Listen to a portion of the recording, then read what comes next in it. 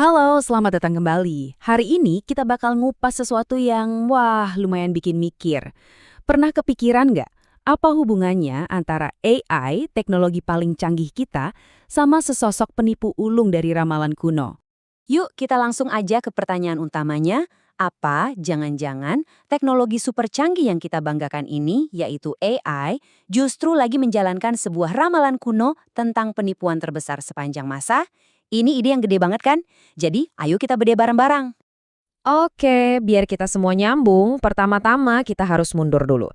Kita perlu lihat sisi kuno dari analogi ini, yaitu sebuah peringatan yang usianya udah berabad-abad. Nah, sosok yang kita maksud ini namanya Dajjal. Dalam eskatologi Islam, Dajjal ini dikenal sebagai Mesias palsu atau sang penipu. Kemunculannya itu dianggap sebagai salah satu ujian terberat buat umat manusia sebelum kiamat. Dan ini bukan ujian biasa loh. Beratnya ujian ini benar-benar ditekankan. Seperti yang disebut dalam hadis, nggak ada cobaan atau fitnah yang lebih dahsyat daripada fitnah Dajjal. Jadi, kita lagi ngomongin penipuan level final boss. Oke, jadi kayak apa sih spesifikasi dari sang penipu ini? Coba kita pecah karakteristik utamanya, seolah-olah kita lagi baca spek sheet buat penipuan terbesar dalam sejarah. Coba kita lihat ya sifat-sifatnya. Pertama, dia ini master penipu. Dia nawarin surga, padahal isinya neraka. Dia munculnya pas orang lagi susah, lagi krisis, misalnya kelaparan. Dan dia datang bawa solusi dengan sumber daya yang kelihatannya nggak ada habisnya. Tapi tujuan utamanya itu bukan buat menghancurkan kita, tapi buat membelokkan kita dari tujuan hidup yang sebenarnya. Nah, ini nih poin yang paling krusial. Sifat tipuannya itu kebolak-balik. Apa yang dia tawarkan sebagai surga, kemudahan, kesenangan instan, sebenarnya itu neraka buat jangka panjang. Sebaliknya, apa yang kelihatannya neraka, susah, perjuangan, itu justru jalan menuju surga yang sejati. Inilah inti dari tipuannya. Oke, spesifikasinya udah kita pegang ya. Sekarang kita coba lihat AI di zaman sekarang. Ada nggak sih kemiripannya? Nah, di sini perbandingannya jadi jelas banget. Dajjal itu ahli tipu. AI bisa bikin deepfake dan realitas virtual yang super meyakinkan. Dajjal nawarin sorga dan neraka. AI bisa menciptakan bubble informasi yang isinya bisa terasa kayak sorga atau neraka pribadi kita. Dajjal nawarin solusi pas krisis. AI nawarin solusi instan buat masalah-masalah rumit. Dan yang paling penting, Dajjal itu ngontrolnya halus banget. AI memanipulasi pikiran kita lewat algoritma, seringkali tanpa kita sadar sama sekali. Jadi ada poin yang lebih dalam lagi di sini. Ancaman terbesarnya itu bukan penghancuran fisik kayak di film-film fiksi ilmiah. Tujuannya adalah kontrol. Mengendalikan manusia tanpa mereka sadar kalau mereka sedang dikendalikan. Kontrol atas pikiran, bukan atas badan. Kutipan ini benar-benar merangkum semuanya dengan sempurna. Ini adalah bentuk kontrol paling efektif di mana kita merasa bebas sebebas-bebasnya, padahal setiap pilihan kita udah dibentuk dan diarahkan. Sekarang, yuk kita masuk ke inti masalah yang sebenarnya. Karena ini tuh lebih dari sekedar perbandingan harfiah antara sosok kuno dan teknologi modern. Jadi pertanyaan kita di awal tadi, apakah AI itu Dajjal, itu sebenarnya cuma pancingan aja. Pertanyaan itu membawa kita ke pertanyaan lain yang jauh lebih penting dan relevan buat kita semua sekarang.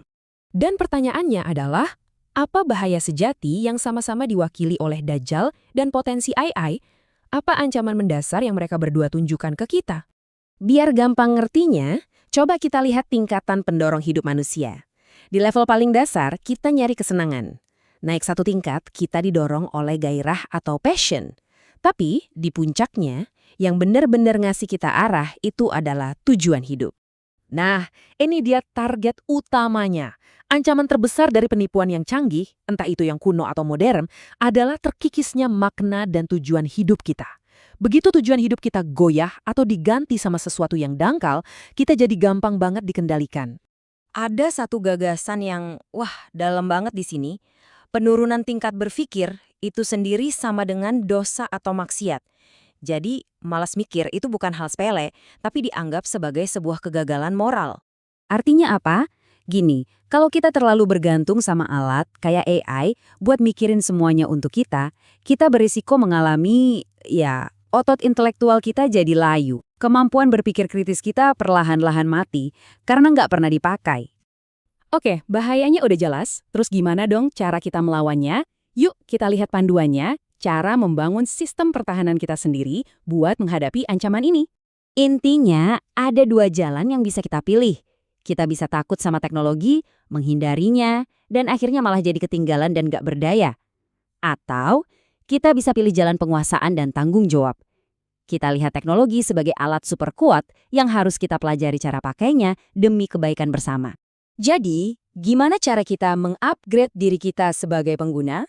Pertama, fokus sama hal-hal yang abadi, nilai dan prinsip hidup.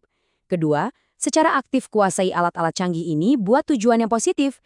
Ketiga, jangan pernah serahkan kemampuan berpikir kritis dan kemandirian Anda. Dan yang terakhir, terus-menerus perjelas dan perkuat tujuan hidup Anda sendiri.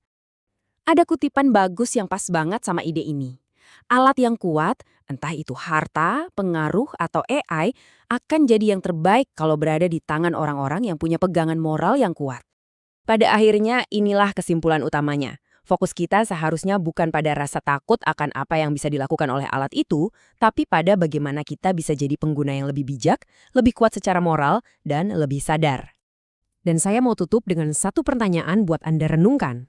Seiring alat-alat kita jadi makin pintar dengan kecepatan yang luar biasa, apakah kita sebagai individu dan masyarakat juga ikut jadi makin bijaksana? Cuma pikirkan itu.